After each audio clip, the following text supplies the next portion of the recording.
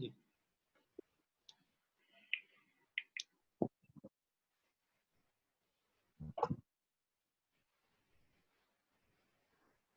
এখন একটা যেটা বেসিক্যালি সরি এখানে তো ওই রেজাল্টটা সম্পর্কে লেখাই নাই, এমনি নরমালি সেরেব্রাল ব্লাড ফ্লোর সাথে কার্বন ডাই অক্সাইডের সম্পর্ক কি বলেন তো? জানি না এটা। কার্বন ডাই অক্সাইড রিটেনশন হলে একটাই হিসাব মনে রাখেন, যদি কোনো কারণে কার্বন ডাই অক্সাইড রিটেনশন হয়, ঠিক আছে, জি সেরেব্রাল আর্টেরিয়াল ডাইলেটেশন হয়, সেরেব্রাল ডাইলেটেশন হবে। ডাইলেটেশন হয় কার্বন ডাই অক্সাইড, আচ্ছা ভাই, ঠিক আছে। তাহলে এখন হিসাবটা মিলান। কার্বন ডাই অক্সাইড বেড়ে গেলে কার্বন ডাই অক্সাইড বেড়ে গেলে carbon dioxide retention causes cerebral arterial dilatation, যতটুকু মনে আছে। ও হ্যাঁ, তাহলে সি হবে, তাহলে সি হবে। এটা তো ভুল তাই না? কারণ রিডিউস পার্শিয়াল কি জানি রিডিউসেস, না ভাই সিও তো হওয়ার কথা না, তাহলে সিও হবে না। এইটা তো ভুল নাকি? জি ভাই এটা ভুল। এটা ভুল। হাইপারভেন্টিলেশন মানে হচ্ছে কার্বন ডাই অক্সাইড বাড়বে না কমবে? কমবে। কার্বন ডাই অক্সাইড কমবে ভাইয়া।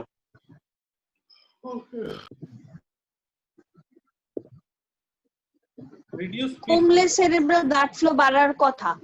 দাঁড়ান, আচ্ছা ঠিক আছে, নাকি? পরে দিন। Intracranial pressure can be reduced by কমলে হচ্ছে আর্টারিয়াল ডাইলেটেশন হবে। কার্বন ডাই অক্সাইড কম, আরে কার্বন ডাই অক্সাইড বাড়লে কি হবে? আর্টেরিয়াল আপু ভাইয়া বল। ডাইলেটেশন করলে সেরেব্রাল আইসিপি কি বাড়বে নাকি কমবে? বাড়বে ভাইয়া, বাড়বে। আইসিপি তো বাড়ছে, ইন্ট্রাক্রানিয়াল প্রেসার তো বাড়ছে। জি আচ্ছা এটা একটু দেখেন, ইন্ট্রাক্রানিয়াল এই কন্ট্রোলড হাইপোভেন্টিলেশন করলে তো আমি বাড়াচ্ছি তাই না? ইনফ্যাক্ট মানে মূলত যেটা কথা সেরেব্রাল আইসিপি কমানোর জন্য যেটা আমরা করি সব থেকে দ্রুত আমরা যেটা ম্যানেজ করি ম্যানেজমেন্টের ক্ষেত্রে, আর সেটা হচ্ছে আমরা দিয়ে দিই, কি বলে, কার্বন ডাই অক্সাইড, মানে পেশেন্টকে ভেন্টিলেট করে দিই যেন তার কোনো ধরনের কার্বন ডাই অক্সাইড রিটেনশন না হয়, ঠিক আছে। কার্বন ডাই অক্সাইড যদি ওয়াশ আউট করে ফেলি তখন সেটা আইসিপি কমাতে গ্রেটলি হেল্প করে। জি ভাইয়া। রেট ব্লাড প্রেশার এটা কি ভুল না ঠিক? রেজ বিপি এবং হচ্ছে ট্যাকিকার্ডিয়া আর সাইন অফ এলিভেটেড আইসিপি, এটা ভুল ভাইয়া। তাহলে ব্র্যাডিকার্ডিয়া হবে। কোনো কারণে যদি আমি পিসিও2 কমাতে পারি কোনোভাবে, তাহলে আইসিপিটা কমে যায়। দেখি ওরা কি বলে। এটাই হবে ভাইয়া। ঠিক আছে ভাই এটা আমি বুঝলাম না, আমার মাঝখানে কথা কেটে আসতেছিল একদম বুঝলাম। হাইপারভেন্টিলেশন করলে সেরেব্রাল ব্লাড ফ্লো কি বাড়ে নাকি কমে? হাইপারভেন্টিলেশন করলে আচ্ছা কার্বন ডাই অক্সাইড কমে গেলে আর্টেরিয়াল ডাইলেটেশন হয়, তাহলে প্রেসার কমার কথা। বেড়ে গেলে আর্টেরিয়াল ডাইলেটেশন হয়। কার্বন আচ্ছা বেড়ে গেলে আর্টেরিয়াল ডাইলেটেশন হয়। আর্টেরিয়াল ডাইলেটেশন হলে কি আইসিপি বাড়বে না কমবে? মিন আর্টেরিয়াল ডাইলেটেশন কমবে। আর্টেরিয়াল ডাইলেটেশন হলে ইন্ট্রাক্রেনিয়াল সেরেব্রাল আর্টেরিয়াল ডাইলেটেশন হলে ইন্ট্রাক্রেনিয়াল প্রেসার কি বাড়বে না কমবে? ইন্ট্রাক্রেনিয়াল প্রেসার কি বাড়বে না কমবে? ইন্ট্রাক্রেনিয়াল প্রেসার বাড়বে। বাড়বে। কনফিউশন? এই দেখেন কোন কারণে আর্টারিগুলো ডাইলেটেশন, আর্টেরিয়াল প্রেসার বেশি, ইন্ট্রাক্রেনিয়াল প্রেসার তো বেড়ে যাবে তাই না? আমি এখন বাড়বে। প্রেসার যদি কমাতে চাই, ইন্ট্রাক্রেনিয়াল প্রেসার কমাতে চাইলে আমার আর্টেরিয়াল প্রেসার হাইপোটেনসিভ না হলেও নরমাল আর্টেরিয়াল প্রেসার রাখতে চাই আমি, তাই তো? ওভারঅল ইন্ট্রাক্রেনিয়াল কমাতে চাই না? তো ওই কথাটাই যে যদি কোনো কারণে তার পিসিও2 রিডিউস হয়, ব্লাডের মধ্যে কার্বন ডাই অক্সাইড কমে যায়, তাইলে আর্টেরিয়াল ডাইলেটেশন যেটা কমলে ইন্ট্রাক্রেনিয়াল প্রেসার দেখি। এবারে কি বলছে সেটা হচ্ছে hyperventilation reduces the carbon dioxide tension in blood, this lead to cerebral vasoconstriction, thereby reducing cerebral blood flow and hence ICP. আচ্ছা যেটা আপনি যেটা বললেন এটা উল্টাটাই বলছে আর কি, কার্বন ডাই অক্সাইড কমলে ভ্যাসোকনস্ট্রিকশন কমলে আমার সেরেব্রাল ব্লাড ফ্লো কমবে এবং আইসিপি কমবে।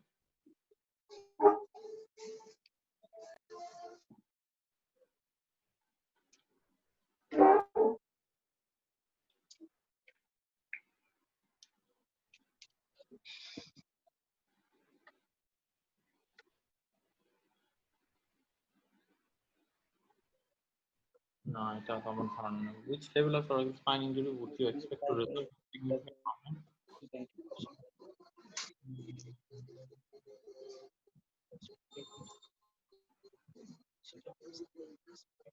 হ্যাঁ C3 কি হিসাবে আমি জানি না। ফ্রেনিক নার্ভ এটা তো 6345 বা 234 ও বলে, জি তো দুইটাই তো আছে।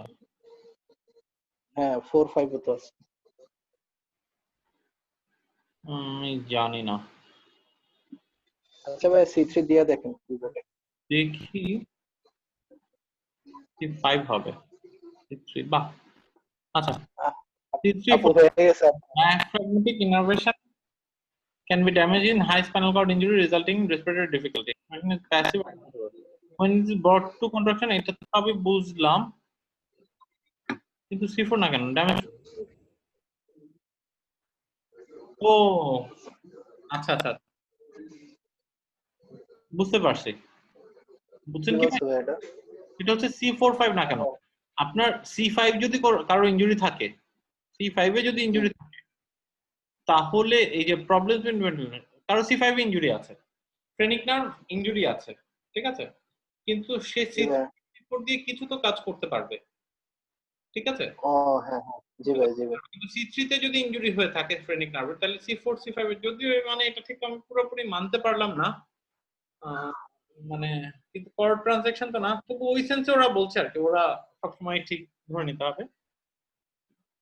C3 কাটা গেল কি হবে? C4 C5 তো আমার আলাদা রুট থেকে বের হচ্ছে। এক্স্যাক্টলি, আমারও তো সেটাই কথা, মানে ফ্রেনিক নার্ভটা তো ওইখানে ফরমেশন হচ্ছে না, C3 কোনো কারণে ইনজুরি হয়েছে, নিচের মানে গুলো ওরা কি বলতে চাইতেছে যে মানে C3 এর ওইখানে স্পাইনাল কর্ড পুরাটা মানে ট্রানজাকশন হয়ে গেছে নাকি ওইটা এই কি? ধরনের কিছু আর কি, সার্ভাইকাল স্পাইন ইনজুরি, স্পাইনাল কর্ডে তো ইনজুরি, কর্ড থেকে বের হওয়ার পর তো না, কর্ডে যে হ্যাঁ হ্যাঁ ওই উপরটা গেলে নিচের গুলিও চলে যাবে, কিন্তু নিচের গুলি গেলে উপরটা দিয়ে কিছু ফাংশনিং থাকবে, এই ধরনের একটা সিনারিও হতে পারে। C5 ইনজুরি কিন্তু হ্যাঁ, হ্যাঁ, কমপ্লিট ভেন্টিলেশন না আর কি, তো ওই তো আর কি, মানে ওরকম একটু শর্ট কোশ্চেন ছিল এটা আর কি। জি ভাই। আচ্ছা সামনে আসুন।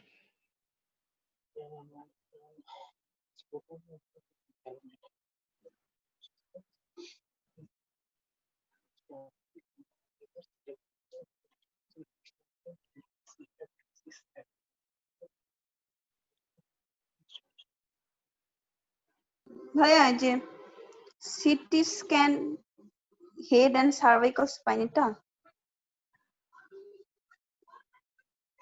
হ্যাঁ এটাই তো হবে।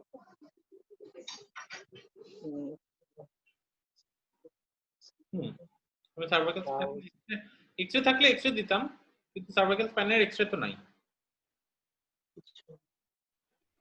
সিটি হেড তো লাগবে, মানে আমার সবার আগে লাগবে, যেহেতু এইখানে আমার ব্যথার কথা বলছে, ঠিক আছে, জি নেক পেইনের কথা বলছে, আমাকে এটা এক্সরে করতে হবে, সাথে এই যে ভমিটিং এরও কিছু হিস্ট্রি দিয়েছে, হেড ইনজুরিও আছে, এটাই অ্যাপ্রোপ্রিয়েট হয়।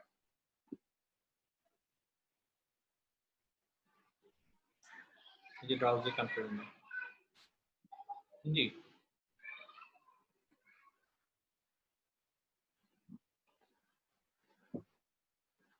লিফোর 3 ফ্যাক্টর, হ্যাঁ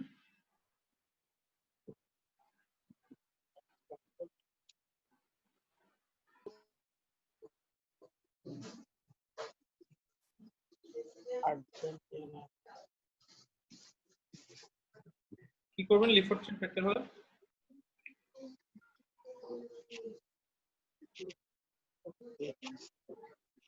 ভাইয়া লিফোর্ড 3 যেহেতু ওরে কি চেইন লিফট করা যাবে? চিন লিফট করে কি আপনি ভেন্টিলেশন এয়ারওয়ে মেইনটেইন করতে পারবেন? না না এখানে তো পারবো না। সাধারণত আমরা কি করছিলাম, লিফোর 2 তে সবচেয়ে বেশি এয়ারওয়ে কম্প্রোমাইজ হয়, লিফোর 3 তে জি যে জি হচ্ছিল বেশি, লিফোর 3 ফ্র্যাকচারে কোনটা হচ্ছিল?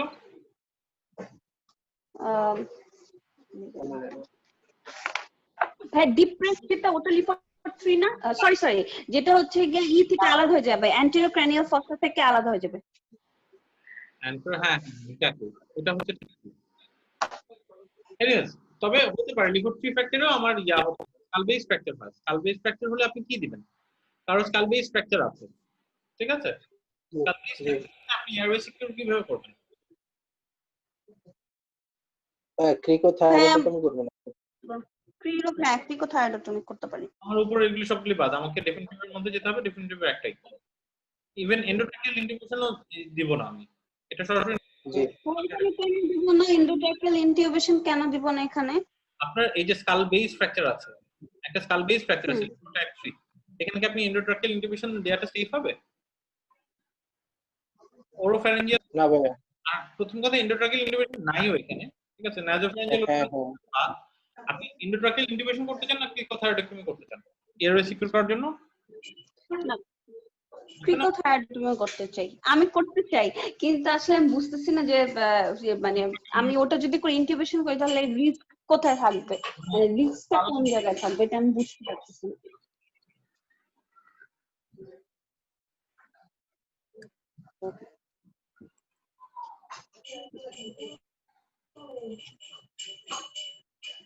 লিফট ফ্রি ফ্র্যাকচারের মধ্যে মূল সমস্যা হচ্ছে যে আমার স্কাল বেস ইনজুরি হয়, ঠিক আছে?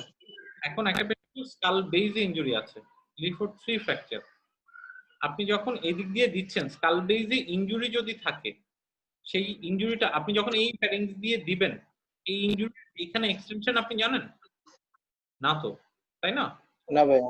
জি জি ফার্দার ফ্র্যাকচার ফ্র্যাগমেন্ট দিয়ে ফার্দার ইনজুরি করার একটা পসিবিলিটিস তো থাকে নাকি না ভাই? জি জি থাকবে। হ্যাঁ, এই জন্য লিফট 2 হইলেও কিন্তু আমরা তবু এয়ারওয়ে সিকিউর করার চেষ্টা করতে পারতাম ইনটিউবেশন দিয়ে। লিফট টাইপ 3 তে যেখানে স্কাল বেস ফ্র্যাকচার আছে, স্কাল বেস ফ্র্যাকচারের ক্ষেত্রে ইনটিউবেশনটা ইজ নট রেকমেন্ডেড, ঠিক আছে? ইনটিউবেট করার সময় ওইখানে আমার সিট হচ্ছে আমি এর থেকে ক্রিকোথাইরোডক্টমি করে দেই, এর থেকে much easier to perform, simpler, এবং আমাকে ডেফিনিটিভ এয়ারওয়ে তো থাইরোডক্টমিও দিয়ে দিচ্ছে। আচ্ছা এই ডায়লমের মধ্যে তো রাজাই।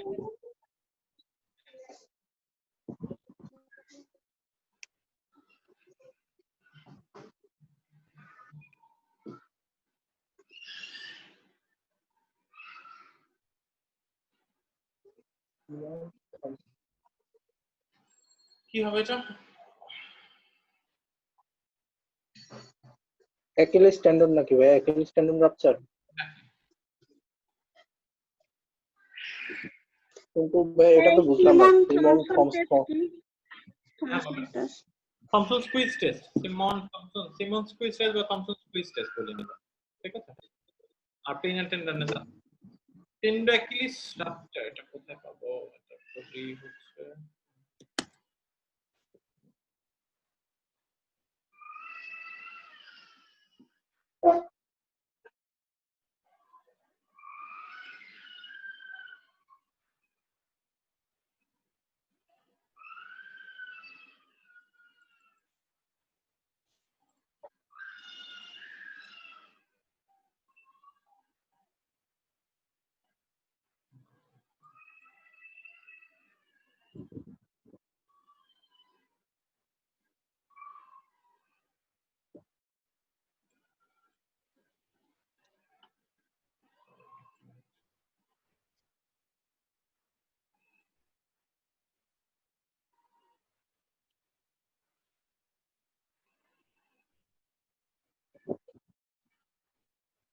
এই যে এইটা থমসন টেস্ট আর Thompson squeeze test.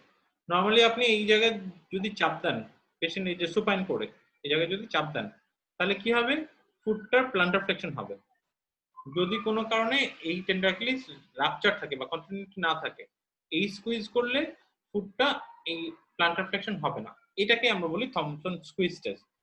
Thompson squeeze test tender অ্যাকিলিসের একটা যদি টেস্ট করতে হয় তাহলে এই থমসন স্কুইজ টেস্ট বা Thompson and Simmonds squeeze test আমরা বলি, ঠিক আছে? স্কুইজটা কোথায় করতেছে ভাই? এই যে সোলিয়াস মাসেলের এখানে? কাফের মধ্যে কাপ ধরে আপনি চাপ দিবেন, ঠিক আছে? চাপ দিলে এই প্লান্টার ফ্লেকশন হবে। এটা নরমাল রেসপন্স। আপনার পায়ে চাপ দিয়ে দেখেন, আপনার পায়ে এই জায়গায় চাপ দিলো মানে একটা ওই যে প্লান্টার ফ্লেকশন হয়, হয় কিনা দেখেন দেখেন দেখেন, তাহলে ভুলবেন না কখনো। এটাকে বলে Thomson squeeze test. Thomson planter flexion কি এমনি হবে? ওখানে চাপ দিলে প্ল্যান্টার ফ্লেকশন এমনি হবে? আপনার পায়ে ধরে আপনার কাফের মধ্যে পাটাকে সুপাইন রেখে কাফের মধ্যে চাপ দেন, দেখেন একটু প্লান্টার ফ্লেকশন হয়ে যাচ্ছে। হচ্ছে কিনা ভাই? আচ্ছা জি ভাই। সবার মধ্যেই হবে, এটা নরমাল রেসপন্স।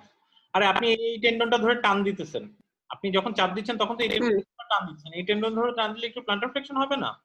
এটা তো নরমাল রেসপন্স। আর এখানে রাপচার আছে, তার এটা ধরে টান দিলে এইদিকে প্লান্টার ফ্লেকশন হবে না, কারণ এটা তো ডিসকানেক্টিং আছে, বুঝছেন? এটাকে থাম্বনেল। এনিওয়েজ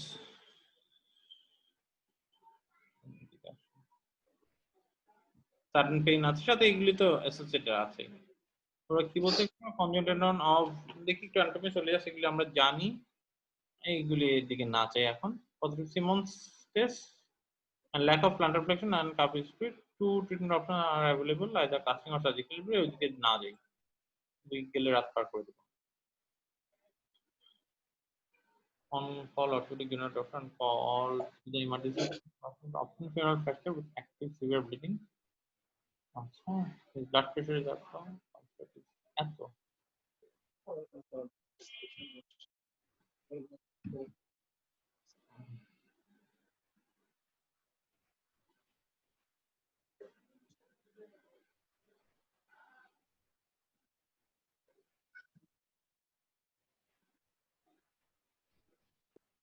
হ্যাঁ, ট্রান্সফিউজ করতে হবে পেশেন্টকে। তাই? হ্যাঁ ভাই আমার কেন? ব্লাড প্রেশার ফল করতেছে এন্ড শকে আছে পেশেন্ট, স্টেজ 3 শকের মতো। শকের ম্যানেজমেন্ট আমরা কি করি? ভাই আগে কি ব্লিডিং বন্ধ করব নাকি?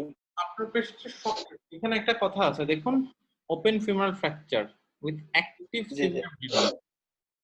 আপনি অ্যাক্টিভ ব্লিডিং এ প্রথমে কি ট্রান্সফিউশন? অবশ্যই ট্রান্সফিউশন লাগবে, উইদাউট এন ডাউট। কোশ্চেন হচ্ছে প্রথমে কি ট্রান্সফিউশন দিবেন নাকি প্রথমে ব্লিডিং বন্ধ করার ব্যবস্থা করবেন? যার অ্যাক্টিভ ব্লিডিং না, প্রথমে ডিরেক্ট ব্লিডিং মানে ব্লিডিং যেখান থেকে আসতেছে ওটা আগে লোকেট করে ওই জায়গায় ই করতে হবে, ব্লিডিংটা বন্ধ করতে হবে। প্রথমে ব্লিডিং বন্ধ করব উইদাউট এন ডাউট। আচ্ছা, তো আনসার করবে ওয়ান অফ টু, ঠিক আছে? এগুলো তো বাদ, এগুলি বাদ, পেশেন্ট হ্যাজ কমন, এগুলি বাদ। প্রথমে অ্যাক্টিভ ব্লিডিং হচ্ছে, ইনফ্যাক্ট এখন এই যে এটিএলএস যেটা আমরা বলতাম না, এবিসিডি ওইটাকেও এখন করিয়ে ফেলেছে, জানেন তো, মানে চেঞ্জ করে ফেলেছে। এবিসিডি যে এখন C A B C D E করে, এটা কি জানেন? নতুন হ্যাঁ হ্যাঁ ভাই ওই যে কথা বলেছেন যে কন্ট্রোল ব্লিডিং ফার্স্টে একটা স্মল সি দেয় বলে। প্রথম কন্ট্রোল এক্সাঙ্গুইনেটিং ব্লিডিং, মানে যেটা এক্সেসিভ, যে বাইরে এক্সটার্নাল হেমোরেজ হচ্ছে।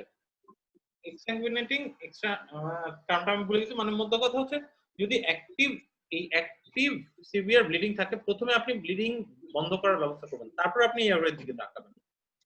আগে অ্যাক্টিভ ব্লিডিং বন্ধ করবেন, তারপর এয়ারওয়ের দিকে তাকাবেন, ঠিক আছে? আচ্ছা, কোশ্চেন হচ্ছে যে দুটো ব্লিডিং বন্ধ করার আমার উপায় কি কি? তিনটা পি আছে, তাই না? প্রেসার প্যাকিং, প্রেসার প্যাকিং আর হচ্ছে positioning, position rest, procedure and operation, এই তিনটা বলে, তাই না? আপনি কোনটা করবেন? আপনি প্রেসার দিয়ে ব্লিডিংটা কন্ট্রোল নেবেন নাকি হচ্ছে ব্লিডিং পয়েন্ট আইডেন্টিফাই করে ডাইরেক্ট ফোর্সে পাঠাবেন? আপনি কোথায় আছেন? ফার্স্টে তো প্রেসার দিতে হবে, আমি ইমার্জেন্সিতে আছি, আমাকে ফার্স্টে প্রেসারে দিতে হবে। আগে প্রেসার দিবেন জি নাকি আপনি ইমার্জেন্সি ডিপার্টমেন্টে আছেন, ওটা ঘেটে একটা আর্টারি লাগা দেন? দুটো তো করতে পারেন, মানে দুটোই অপশন, কোনটা করবেন? হ্যাঁ করা যাবে, কিন্তু কোনটা করবেন? বি করা যাবে, বি করলে একদম স্পেসিফিক আমার আর ব্লিডিং এর কোনো চান্স থাকলো না। এক্স্যাক্টলি, কিন্তু প্রোটোকলের প্রথম কোনটা? প্রোটোকলে এ দিতে হবে প্রথমে, প্রোটোকলের প্রথম তো direct pressure. which one of the following should be your initial management? আপনি প্রথমে কি করবেন, তারপরে কি করবেন? আপনি অ্যাক্টিভ ব্লিডিং দেখলে ভাই, এটা তো মানে মানে আমি জানি না ওদের আনসার কি, কিন্তু আমার কথা হচ্ছে আমি যদি ইমার্জেন্সিতে গিয়ে যদি দেখি কারো অ্যাক্টিভ ব্লিডিং, অবশ্যই আমি আর্টারি ফোর্সেপ খুঁজবো, কিন্তু তারও আগে বলবো আগে এই জায়গায় চাপ দিয়ে রক্তটা বন্ধ করো, নাকি না? হ্যাঁ, জি ভাইয়া। আপনি অ্যাক্টিভ ব্লিডিং দিচ্ছেন, আপনি প্রথমে বলবেন যে তুমি চাপ দাও, এটা রক্তটা বন্ধ করো, তারপরে অবভিয়াসলি আমি ব্লিডিং কন্ট্রোলের জন্য ডাইরেক্ট ফোর্সে করব, কিন্তু ওই রক্তপাত হচ্ছে আমি তো প্রথমে চাপ দেওয়ার ব্যবস্থা না করে এটা খুঁজতে যাব না, নাকি না ভাই? এই প্রথমে আমি চাপ দিয়ে রক্ত বলবো, তারপর বলবো যে দেখি একটা আর্টারি ফোর্সে বানাও, আর্টারি ফোর্সে দিয়ে আপনি ইয়া করবেন। ওই সেন্সে তো this should be the first one, দেখতে ওরা কি করে, ঠিক আছে? Patient should be manage ATLS, এবং ওইখানে প্রেসার এন্ড প্যাকিং বাদ দিয়ে, পজিশনাল রেস্ট বাদ দিয়ে আপনি প্রসিডিউর এন্ড অপারেশনে যাবেন না, এটা হচ্ছে কি কথা, ঠিক আছে? Arterial forceps not be applied in initial management but reserved for specialist management in theater. এটা করার জন্য, এই আর্টারি ব্লিডিং বন্ধ করার জন্য ওকে থিয়েটারে উঠাতে হবে আপনাকে। যদি আমরা থিয়েটারে না, আমরা ওইখানে আর্টারি ফোর্সেপ দিয়ে দিই, কিন্তু এটা এই প্রসিডিউর বা এই কোয়াগুলেশনের জন্য আপনাকে পেশেন্টকে থিয়েটারে নিতে হবে। থিয়েটারে নেওয়ার জন্য আপনাকে আগে চাপ দিয়ে রক্তটা বন্ধ করার ব্যবস্থা করতে হবে। থিয়েটারে নিয়ে জি ভাইয়া এখানে হচ্ছে আপনি ডেফিনিটিভ এই যে কোয়াগুলেশনের ব্যবস্থা করবেন, আর্টারি ফোর্সেপ দিয়ে ওটা চাপ দিয়ে বন্ধ করে দিবেন না। কারণ আরো বড় কথা আছে, যেমন ওই যে ওপেন ফিউমারাল ফ্র্যাকচার, ঠিক আছে, আপনি এটা জানেন না জি ভাইয়া যে আপনি ওই ব্লাড ভেসেলের মাথাটা দেখতে পাবেন, ঠিক আছে। অনেক সময় জি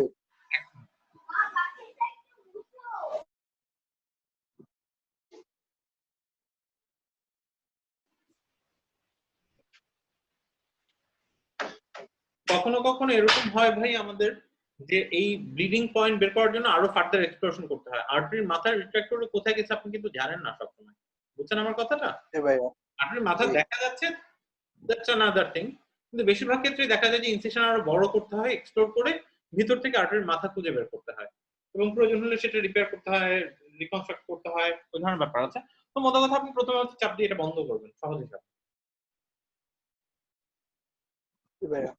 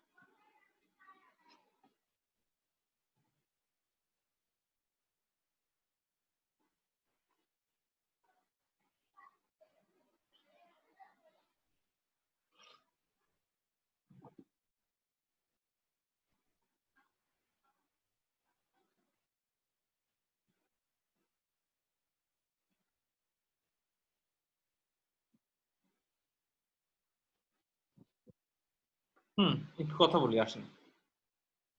ভাইয়া আপনি একটা কথা বলছিলেন না যে হচ্ছে ওই হাইপোটেনশন হলে আর কি শকের ক্ষেত্রে যে কোনো কিছু না বুঝে গেলে ফার্স্টে আমাদের haemorrhage has to be hypovolaemia, জি hypertension, hypovolaemia until otherwise prove. এবং সব হেমোরেজই হেমোরেজ আছে, এই পেশেন্টের হাইপোভলিমিয়া, অন্য কারণ চিন্তা করে নেওয়াটা উচিত না।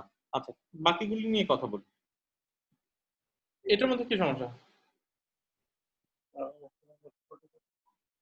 এখন আমি হচ্ছে ওর মানে প্রাইমারি সার্ভেতে আমি তো জাস্ট ওর নেকটা হচ্ছে মানে ফিক্স করব হ্যাঁ, তখন মানে এত অল্প সময়ে যে এক্সামিনেশন করে একদম আমি এক্সক্লুড করব যে সার্ভাইকাল মানে ফ্র্যাকচার মোটা আছে কথা আমি কিনা ধরে নিব যে সার্ভাইকাল স্পাইনে এক্সরে ইনজুরি আছে, এটা কি আমি এক্সক্লুড জি করার জি চেষ্টা করব না, আমি ধরে নেব যে ওর আছে, শেষ, ফুল স্টপ। জি জি জি নিউরোলজিক্যাল ভাইয়া এক্সামিনেশন করে এটা আছে কিনা এটা করার চেষ্টা করব না, প্রাইমারি সার্ভেতে অন্তত, শেষ।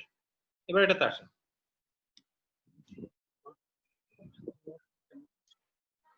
lateral cervical view। কালকে তো বলতেছিলেন যেন কি এটা যেন ল্যাটারাল ভিউতে হচ্ছে ওই অ্যাক্সিস এর অ্যাটলাসটা মেবি বোঝা হ্যাঁ যায় না বুঝা বা যায়। আবার সার্ভাইকাল আচ্ছা স্পাইনও বোঝা যায় না, এটা নাম্বারটা আরো বেশি, জি নাম্বারটা আরো বেশি। জি জি শুধু ল্যাটারাল ভিউ 25% এরও বেশি না করি তাহলে আরো অনেক বেশি মিস হবে, 25% না। জি ভাইয়া ঠিক আছে, জি ভাইয়া এটা কি? Concentration oxygen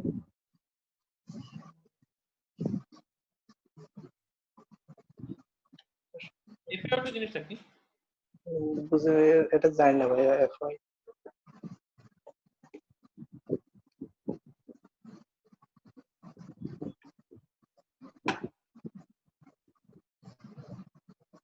fraction of inspired oxygen.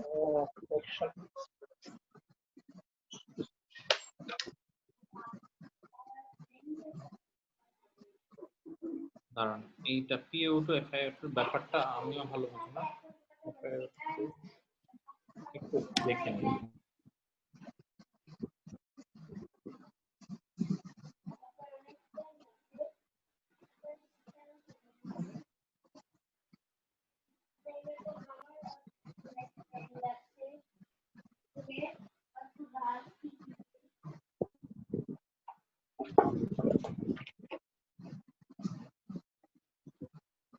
বাজে বলছি, ফ্র্যাকশন অফ ইন্সপায়ার্ড অক্সিজেন, দাঁড়ান।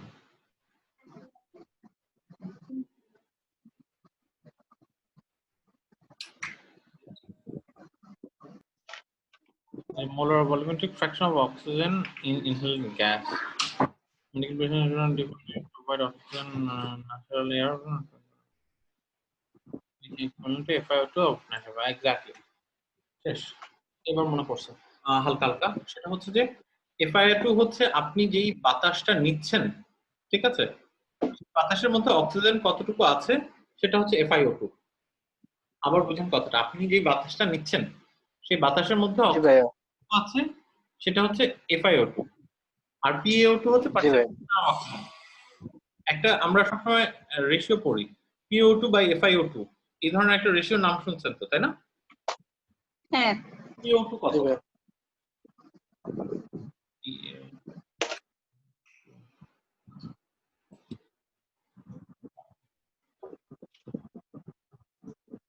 measurement of actual oxygen content in arterial blood বা partial pressure of oxygen, আর এটা হচ্ছে অ্যাবসলিউট মেজারমেন্টটা।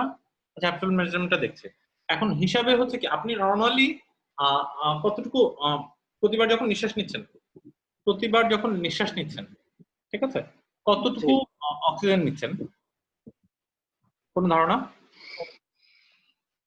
একবার যখন শ্বাস নিলেন কতটুকু অক্সিজেন নিচ্ছেন? কতটুকু অক্সিজেন? 4 লিটার নাকি? 81%। হ্যাঁ বলেন, পার্সেন্ট তো না, আপনি একটা ভলিউম তো নিচ্ছেন, টাইটাল ভলিউমের সমান ব্লাড নিচ্ছেন আপনি, তাই না? টাইটাল ভলিউম কত আপনার? টাইটাল ভলিউম কত? 500 ml প্রতিবার যখন নিঃশ্বাস নিচ্ছেন, ঠিক আছে। Volume of air displace between normal inhalation and exhalation, না এইটা ছিল ইন্সপিরেটরি ভলিউম। দাঁড়ান, এই ধরনের কিছু শব্দ ছিল, শব্দগুলো ভুলে গেছে, অনেকদিন দেখি না, ঠিক আছে। এই যে আপনার টাইটাল ভলিউম তো না, মূল কথা ছিল হচ্ছে আপনার এই যে এটা ছিল, এই যে inspiratory reserve volume, this was the tidal volume. দাঁড়ান,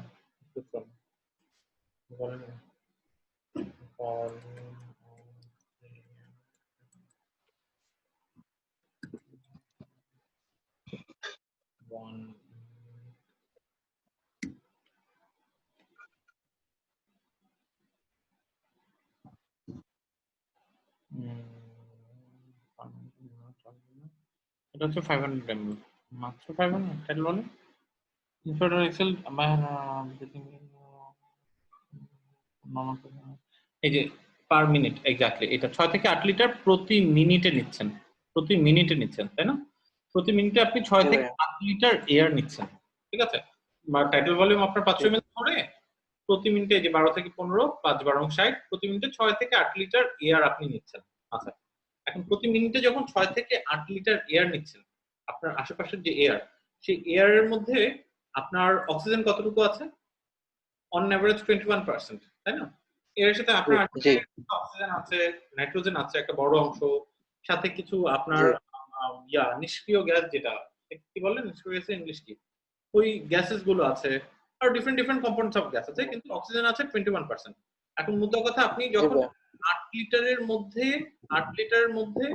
8 লিটার গ্যাসের বা 6 থেকে 8 লিটার গ্যাসের মধ্যে 21%, সেটা দিয়ে আপনি আপনার PaO2 পার্শিয়াল প্রেসার অফ অক্সিজেনটা মেইনটেইন করতে পারছেন, ঠিক আছে। পার্শিয়াল প্রেসার অফ অক্সিজেন করতে পারছেন।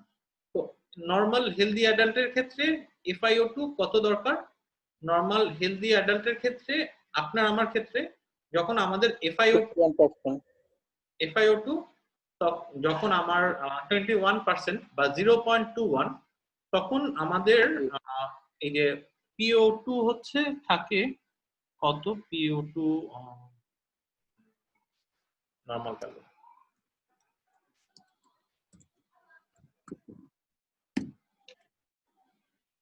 তখন আমাদের নরমাল ভ্যালু থাকে হচ্ছে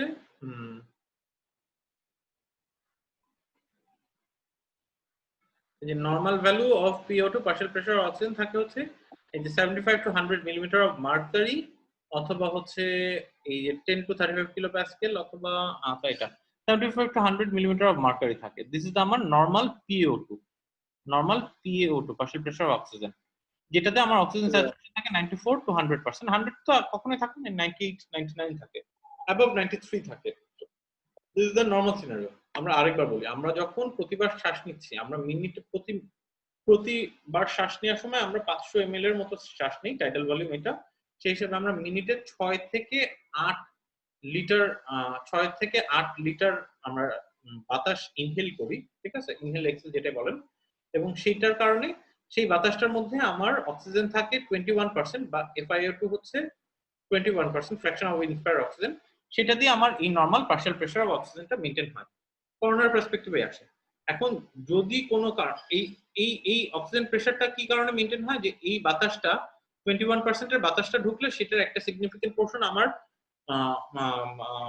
অ্যালভিওলার মেমব্রেন ক্রস করে ব্লাডের ভিতর ঢুকে যায় এবং ব্লাডের ভিতরে সে এই প্রেসারটা মেইনটেইন করে, তাই না?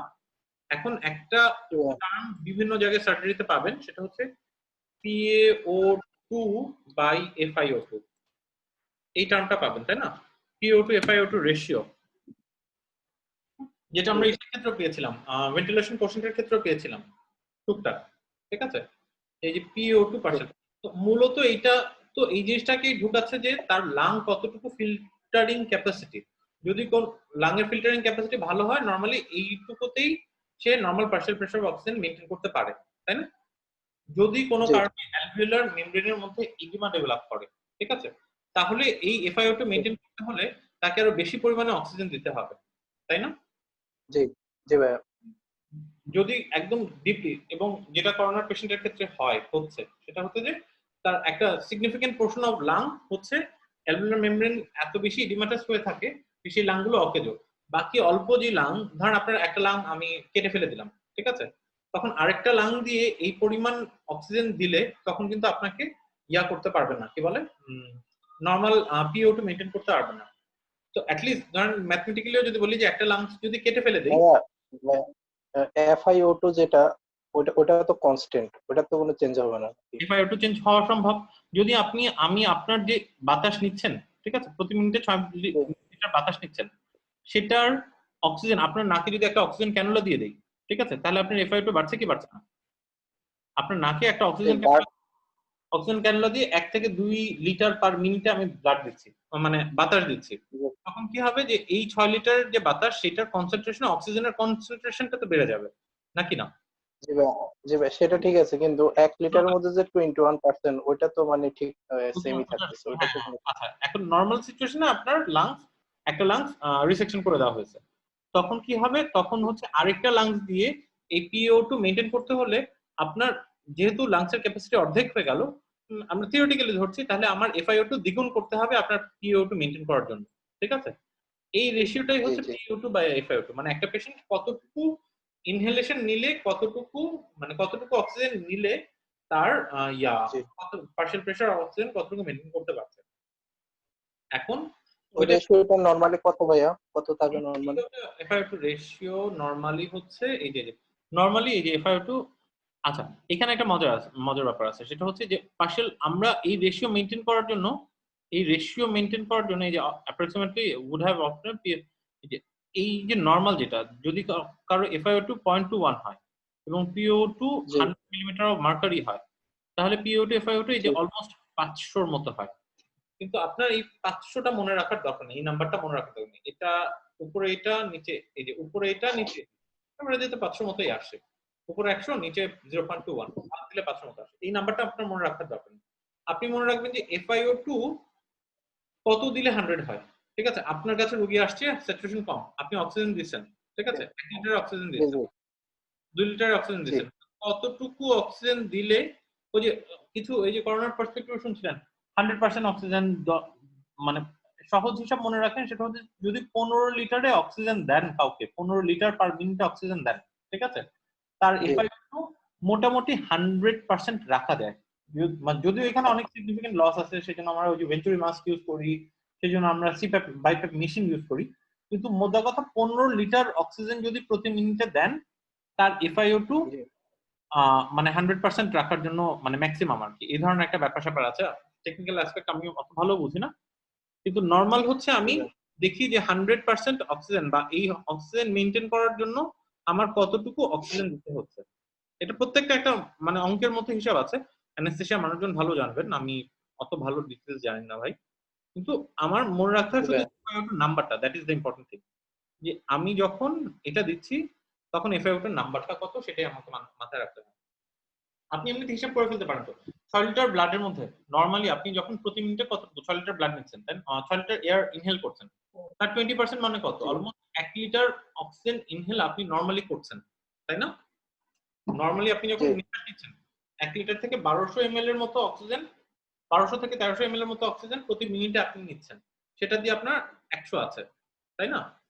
তো যদি এডিশনাল দেই, ঠিক আছে, এডিশনাল আরো 1 লিটার অক্সিজেন আপনাকে সাপোর্ট দিতে হয়, ঠিক আছে, তখন আপনার এই মানে মোটামুটি এই যে 40% অক্সিজেন, 40 হতো না, এটা বেসিক্যালি 30% অক্সিজেন আপনি 100 পাচ্ছেন, এরকম কিছু মানে FiO2 টা প্রপোর্শনালি বাড়ে আর কি।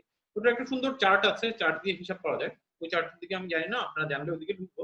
কিন্তু মূল বেসিক থিম এটা যে আমি কতটুকু অক্সিজেন দিচ্ছি সেই বেসিসে তার কতটুকু অক্সিজেন স্যাচুরেশন মেইনটেইন হচ্ছে, ঠিক আছে। আইডিয়ালি আমি চাই যে FiO2 21% এ পেশেন্টের অক্সিজেন 100 মানে স্যাচুরেশন 99% বা oxygen partial pressure oxygen 100 millimetre মার্কারে মেইনটেইন হোক, এটা তো আমার আইডিয়াল মানে আমার চাওয়া, তাই তো? আমরা একটু inspire consider option is recommended, আমি কি এতটা নরমালি চাই? গ্র্যাজুয়ালি আমাকে ধাপে ধাপে বাড়াতে হতে পারে, কিন্তু আমি ইউজুয়ালি তো এটা চাই না, আমি চাই যে 0.21 টাই রেকমেন্ডেড রাখতে চাই, দেখি ওরা কি বলে। আচ্ছা, আমরা আবার একটু ঠান্ডাভাবে কোশ্চেন থেকে পড়ে আসি। এটাও ভুল এই কারণে, তাই না? আর এটা সম্পর্কে candidate that is to control ORS from the main communicate তো দেয়া যায় ভাই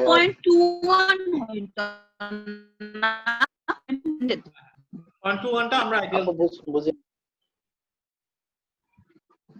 তাহলে এটাকেই আমরা আনসার দেই নাকি? দেখো রাখো এক্সপ্লেনেশন গুলো একটু পড়ি। সেটা হচ্ছে যে কোনো ট্রমা পেশেন্টে hypertension should be assumed due to hypovolaemia until proven otherwise. শেষ। সার্ভাইকাল স্পাইনের ক্ষেত্রে প্রাইমারি ট্রমা ভিকটিমে এটা এক্সক্লুড করার কিছু নাই, এটা আমি should not rule out N injury, এটা সেকেন্ডারি সার্ভের জন্য রাখবো।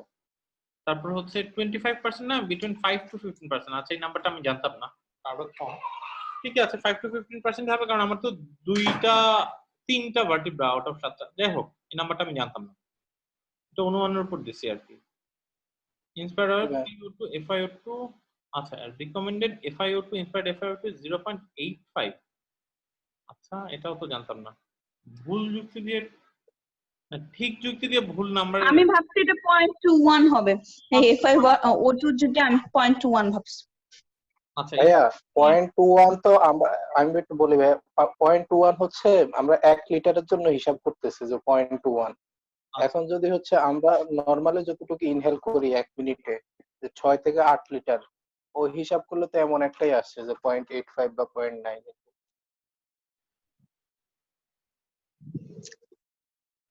আচ্ছা মানে এই রেঞ্জের মধ্যে থাকে আর কি।